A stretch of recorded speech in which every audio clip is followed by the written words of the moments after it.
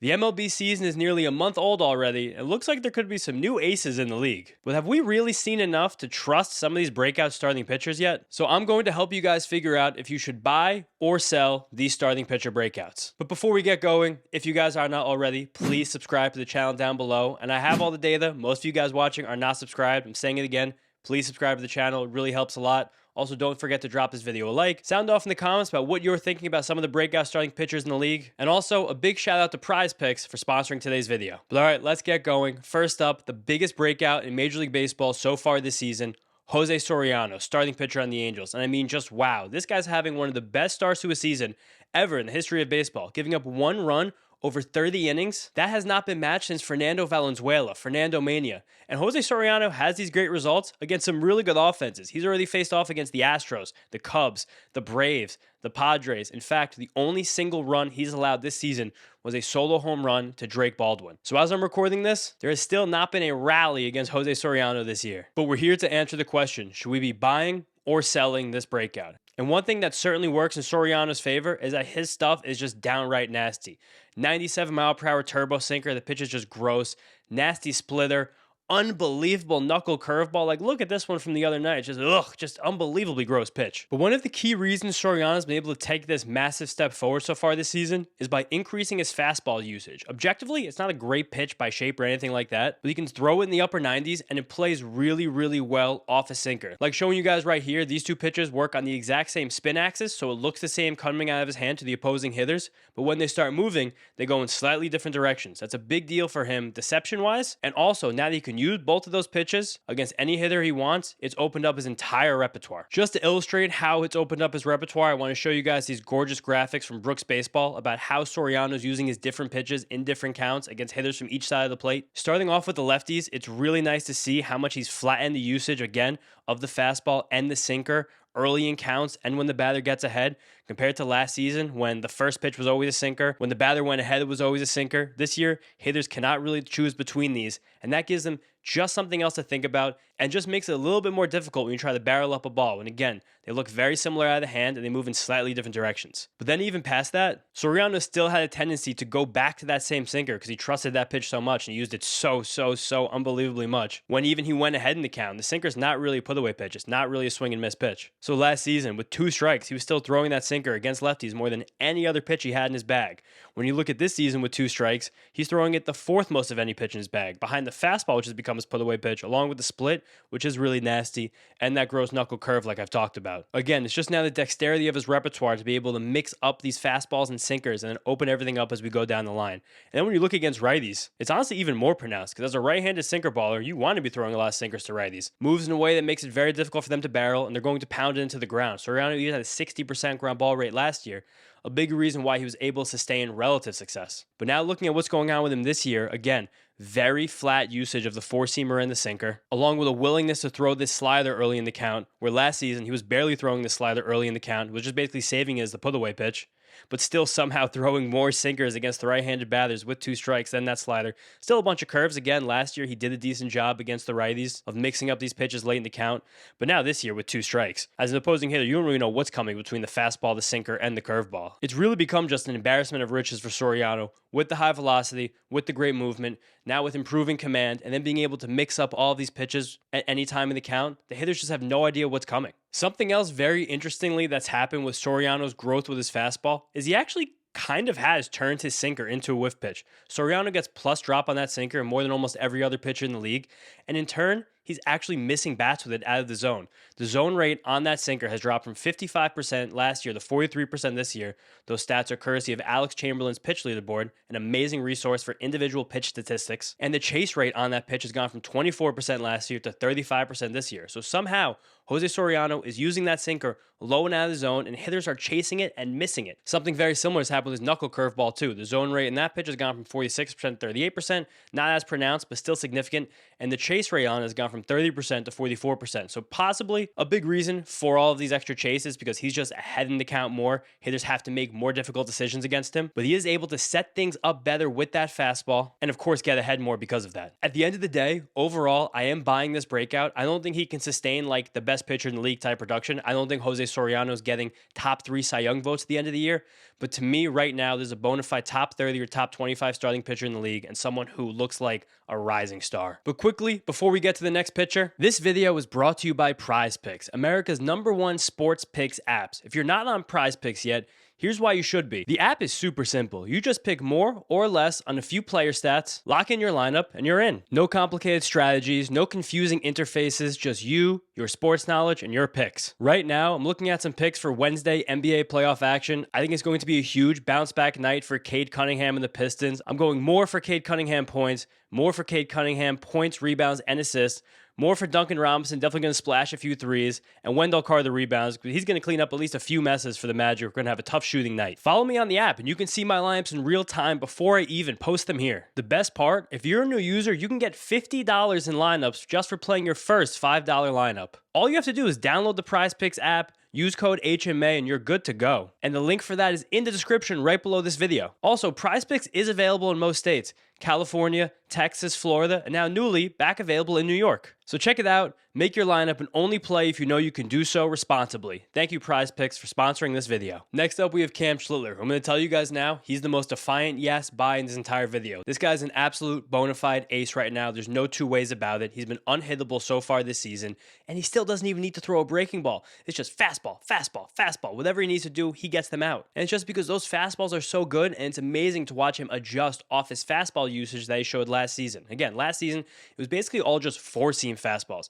60% of them against left-handed batters and 50% of them against right-handed batters. He used the curveball and the cutter, mixed those in a lot against the lefties, and then that same cutter and a teeny bit of sinkers to the righties. That sinker usage trickled up through the season, though. And now he's taken the confidence he's built in that pitch way into this season. Check out this tweet I had after his first start of the year with how much he bumped up his sinker usage. Now, through almost a month of play, that's his most thrown pitch against right-handed batters, with a very healthy mix of cutters, a healthy mix of four-seam fastballs. Using that four-seam fastball and the oomph he has in that pitch now to be his put-away pitch against the righties, has nearly a 50% whiff rate against them. I just can't even believe how many bats he's missing only throwing fastballs. And then this cutter is also so good. I shared this note from Lance Brazdowski in a video a few weeks ago, but the grip change by Cam Schlittler on that cutter, throwing it harder, getting more lift on it. Right now, it looks like the same cutter Corbin Burns used to break out when he became a Cy Young Award winner. Cam Schlittler is an ace, no two ways about it. To me, like a top 20, top 15 pitcher in the league right now, he's ridiculously good. There's no stopping him. Next up, we have Taj Bradley from the Twins, and this is one I'm a little bit more cautious about. Actually, a good bit more cautious about. While there are a lot of things to like about what Bradley's done so far this season, mainly because the stuff is phenomenal. It's always been phenomenal, and is a little bit better across the board. His fastball shape is even better than it ever has been. It's getting better carry. It's getting more cut as he's slightly increased his arm angle. As that's happened, his cutter is also cutting more. So again, those two pitches both moving a bit more to the glove side, moving left. And a big thing that's helped Taj Bradley take this step so far this season is that for the first time in his career, he's getting a good bit of depth on his splitter and a lot less fade. So right now, it's a much better complement to that four-seam fastball. That is the key right now to Taj Bradley, why he's taking the step forward. He also has an extra inch of depth on that curveball. So across the board, someone who already had very good stuff has even slightly better stuff. We love that. But that's never been the problem with Taj Bradley. The biggest thing that's held Taj Bradley back in his career so far is command. And already this season, we've seen that command go in and go out. Mainly, those first few starts of the year, the command was great. His last two starts has not been great. I'm going to show you guys 4 pitch charts here from 2 starts that Taj Bradley's made this season. First up, here's a start he made a few weeks ago against the Tigers when he went toe-to-toe with Tarek Skubal, beat them, and struck out 10 in the process. First up, check this one out against the lefties. Just the split was so good against them. Elite command, low and below the zone. His curveball too. When you mix that with his fastball, they had really no chance against it. And then here against right-handed batters, he was able to spot these cutters running away from them, also placing a few in the front door. That pitch kept them honest, and that fastball, of course, able to beat them in the zone. No questions about it. This is a start where Taj Bradley showed wonderful command. But now I want to show you 2 starts ago when he faced the Reds. He still got a quality start, but not the same dominance. Fewer swings and misses, more walks. Did not have the same command at all on his splitter against left-handed batters or his fastball. His fastball still is so good, so it was able to at least force poor contact or swings and misses in the zone, but you don't want that pitch in the heart as often as it was. And a big reason for that was 1, because he couldn't command the splitter, and then 2, he was just kind of falling behind a little bit more. And then similarly, against the right-handed batters, way too many of those cutters are bleeding over the plate. It just makes the whole thing kind of devolve a little bit. Again, he's still nasty, so he was able to avoid trouble, but with the weather warming, with that many fastballs still winding up in the heart of the plate, allowing hard hit balls, allowing lots of fly balls, allowing those hard hit balls in the air, I am a little worried about Taj Bradley. He's one right now so far. I'm selling. I don't even know if I can call him a top 50 starting pitcher yet, truthfully. Another fun one up here. Parker Messick from the Guardians. Dog. I love this guy. I'm openly embarrassed. I didn't have him ranked high enough in my preseason rankings. He fell just outside my top 75. I'm an idiot. I'm a big, gigantic dummy for that. But also, I find some solace in the fact that he wasn't on a lot of people's radars. If you're in a 10 or 12 team league, it's kind of unlikely that Messick was even drafted. Probably wound up on your waiver wire early in the year. And even right now, a guy as a rookie who's just ripping through the league, he didn't even have Rookie of the Year odds in some sports books. And again, it's a shame this happened by me and everybody else because last year in a 40 inning debut, the guy had a 2.72 ERA and missed bats in the process. But at the same time, yeah, sure, it's easy to see why he flew under the radar. He's a funky lefty who doesn't throw super hard, didn't have prospect pedigree, he's kind of pudgy, not a lot that meets the eye with Parker Messick, but the stuff is legit and the command is super legit, especially his changeup, which has proven itself to be a real out pitch with nearly a 50% whiff rate so far, and he's putting that pitch on a string, unbelievable command of it. Also, not a lot of velocity, but this fastball sitting at 93 miles per hour, that's the average fastball velocity for all left-handed pitchers in the league. So at least a check mark for Messick. He's above the average left-handed starting pitcher. And the bit of cut that pitch does have on it really helps to be more effective against right-handed batters. Also on top of that, it's a very deep repertoire. It's got a good sinker, it's got a cutter, it's got a slider, it's got a curveball. Gives him plenty of options against hitters from both sides of the plate. Great command of the whole thing. Like, this is what people talk about with an old school pitcher. He's just a pitcher. He is. And again, the stats above are amazing. He took that no-hitter into the ninth inning last week. I think that put him on the national radar. And I'm recording this just after he had a good, not great start against a tough Astros lineup. Has a lot of really good right-handed batters in it. But still, I'm telling you guys right now, I'm buying this breakout. I think Messick has already cemented himself as the top 45-ish, top 40 starting pitcher in the league. I'm going to have him ranked there in my re-rank of all starting pitchers in the first week of May. I'm just watching the command going in and out, but again, I like what Messick has. I think he's a dog, and I think he's proven that his floor is much higher than we gave it credit for heading into the season. Next up, we have my guy, Braxton Ashcraft. I love this guy. If you guys were watching these videos in the preseason, I hope you have Braxton Ashcraft on all your teams because, ooh, baby, this guy's breaking out right now, and I'm really happy about that. And the most impressive thing so far about Ashcraft's breakout is that how he's really widened out his repertoire as he's moved to the Pirates rotation full time. Last season, once he got into the rotation, it was very, very heavy sliders and sinkers to right-handed batters with just enough four-seam fastballs and curveballs to keep them honest. Now, as we get into this year, he basically has an even distribution of all four of those pitches against right-handed batters. That makes it very hard for them to get comfortable in every spot. I'm going to show you guys the count breakdown right now for Braxton Ashcraft against righties from Baseball Savant. You just don't know what's coming in any count. And for hitters, it's a very tough at-bat then. Within this, him expanding his repertoire, the biggest difference has been the growth of his curveball. I loved Ashcraft's slider coming into the year. That pitch is still nasty, but wow, this curveball, the overall usage of it is up from 20% last year to 30% this season. That usage rate has nearly doubled, specifically against right-handed batters. That's the primary pitch against them so far this year for him. And that, plus his slider, if you need to decide between those two as the put-away pitch when you're behind the count, good luck. And that's how he's using those two pitches right now as a two-headed monster, and he's decimating opposing hitters. I'm buying. Lots of physical tools here, very projectable, still holding the velocity, command's good, multiple breaking balls. This is a borderline top 30 starting pitcher for me. Bye. Next up, we have Bryce Elder, starting pitcher on the Braves. I'm going to be honest with you guys. I can't believe how good Bryce Elder is right now. I do like that one of the big reasons he's taking this step forward is because reportedly Greg Maddux basically just bullied him into being a better pitcher. But at the same time, I'm just not really buying this one. The stuff hasn't taken enough of a step forward for me to really think that Bryce Elder has turned himself into, so far statistically, a frontline starter. There's just no way about that. There is more depth on his slider, and that pitch is missing more bats. I like that. It's performing better. It's a better pitch. And I especially like how he's been able to vary the usage of that pitch along with his sinker against right-handed batters. He's basically using those two the exact same amount against the right-handed batters, but he's varying his usage in the counts more. Last year was all sinkers early and then sliders late. This year, again, he's making the hitters guess kind of pitch by pitch which of those are coming. And he has made some pitch mix adjustments to make him better against left-handed batters. He's trashed that sinker against them, thankfully, because we don't really like a right-handed sinker against left-handed batters unless you're Jose Soriano. In exchange, now he's throwing more fastballs, a new cutter that's mostly replaced that sinker. Objectively, those are each way better pitches against opposite-handed hitters. But I still don't think any of those are actually like good pitches though. None of those are objectively good pitches. Right now, a lot of new things going on. I think hitters are just not used to this new version of Bryce Elder. I think they will. I think the luck's going to run out. I think heavy left-handed lineups are going to wind up destroying him.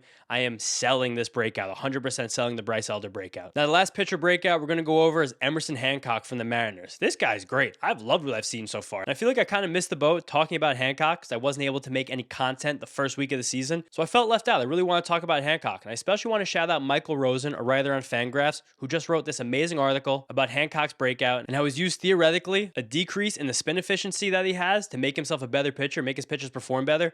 A lot of the things that Michael talked about in this article are way above my pay grade, but I'm linking his social accounts and his work in the description. You guys should check it out, read this article. You'll definitely learn a lot if you take in anything that Michael writes. But to give you guys the layman terms of Hancock's breakout this season, he's really low with his arm slot, and he has a slightly different release point shown by this graphic here in Michael's article about where his foot's landing. It's really interesting stuff. That's giving him more of a crossbody release. He's cutting the ball on all of his pitches a lot better, but from that very, very low arm slot now, very sidearmy release, the cut he's getting on that ball is kind of making his fastball rise more than it's expected to. So the additional vertical action he's getting on that fastball while all his other pitches are cutting to the left or the right, it's making him a very difficult at bat. That fastball is getting lots of swing and miss at the moment. I'm going to show you guys a nice fade right here of his pitch chart last season, now compared to this season, seeing how, again, the movement of that fastball has risen, more vertical action, while all the other pitches are cutting more. I also want to show you guys a great tweet here from Eno Saris explaining this on his Twitter account with, again, similar graphic where you're seeing where his arm angle is and then how the pitches are all moving. At the end of the day, it's just turned Hancock into an incredibly unique and strange arm that's very effective, pitching in a great ballpark in front of a very good defense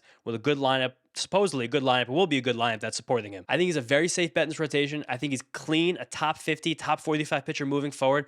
I'm buying the Emerson Hancock breakout. I'm not all in, but I'm pretty in on him. All right, guys, that's it. Starting pitcher breakout, buy or sells. I'm buying a lot of these, selling a few, but thank you guys all so much for being here, watching, supporting the channel. Please don't forget to subscribe. I'll see you next time. Hither breakouts, buy or sell coming next.